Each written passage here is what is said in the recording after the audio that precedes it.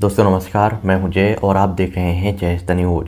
महाराष्ट्र में एक बार फिर से एक और 100 करोड़ रुपए के घोटाले को लेकर महाराष्ट्र सरकार बहुत ही बुरी तरीके से फंसती हुई नजर आ रही है। खास करके उद्धव ठाकरे जो है इस पूरे के पूरे मामले में एक बार फिर से बहुत ही भयानक तरीके से घिरते हुए नजर आ रहे हैं। जैसा कि आप देख रहे होंगे, पिछले कुछ टाइम से लगातार महाराष्ट्र में एक के बाद एक कई बड़े जो मंत्री हैं वो किसी न किसी बड़े आरोप में फंस रहे हैं। और सबसे बड़ी बात कि सारे के सारे जो बड़े मंत्री और नेता जो फंसते हैं उनके ऊपर 100 करोड़ रुपए का वसूली का या किसी तरह से घोटाले करने का जो है आरोप लगता है।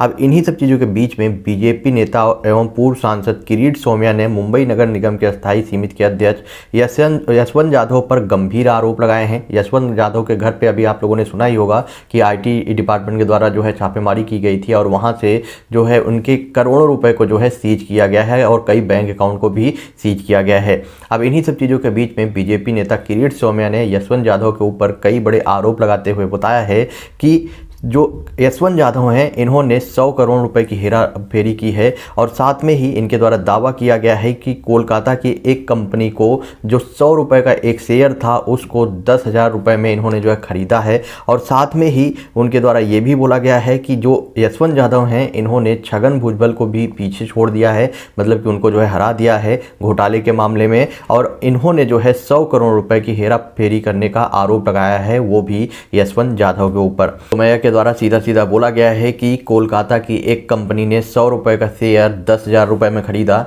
जबकि 100 करोड़ रुपए का शेयर जो है आर्मस्ट्रांग कंपनी को जो है मिला है।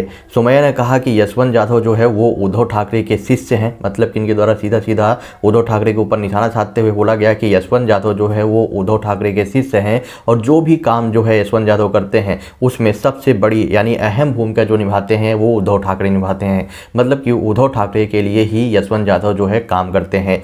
जैसे ही किरीट सोमैया के द्वारा सीधा सीधा उद्धव ठाकरे का नाम लिया गया है यशवंत जाधव के द्वारा किए गए घोटालों को लेकर, तो इस पर जो है काफ़ी ज़्यादा बवाल मचा हुआ है। इनके द्वारा साथ में ही एक और बड़ा आरोप लगाया गया जहां पर बोला गया कि 1 रुपये का शेयर जो है कोलकाता में एक कंपनी ने 500 रुपये में बेचा गया। घोटालों में आईएएस अधिकारी भी शामिल हैं। आईएएस अधिकारी का भी नाम जो है किरीट सोमैया के द्वारा लिखा गया है। इसके द्वारा बोला गया कि मुख्य डीलरों में 15 करोड़ रुपए का फुल प्रूफ घोटाला किया गया, लिमिटेड कंपनी ने किया और ये घोटाला जो है लिमिटेड कंपनी के द्वारा किया गया।